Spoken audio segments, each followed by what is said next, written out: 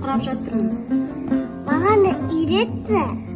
Құрақ құрау қазақ халқының ырымдарының бірі. Оның отбасының ауызбіршілігі мықты болсын деп жас жұбайлар өссін, өнсін, құралсын деген жақсы ниетпен құрайды.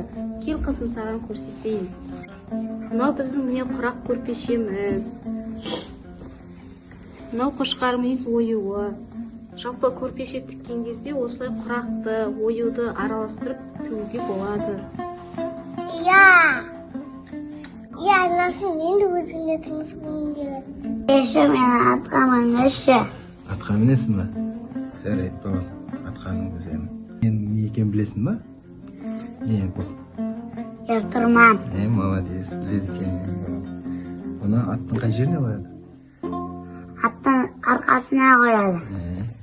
Атқа мінетін кезде мынаны аттың үстіне қояды. Екі тесігі бар. Соны атқа оқтылап бекітеді. Себебі бұл аттың үстінде адам мінген кезде бұлай-бұлай ойнап кетпеу үшін. Түсіндің ба?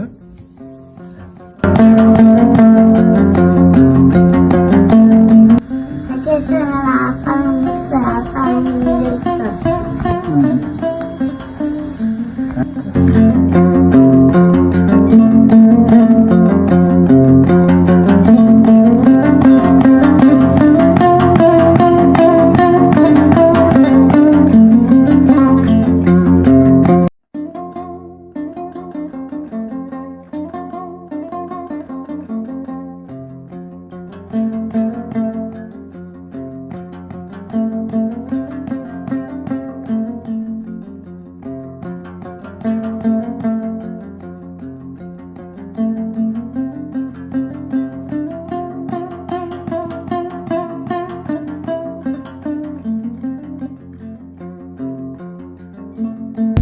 Атқа мінген күшті екен.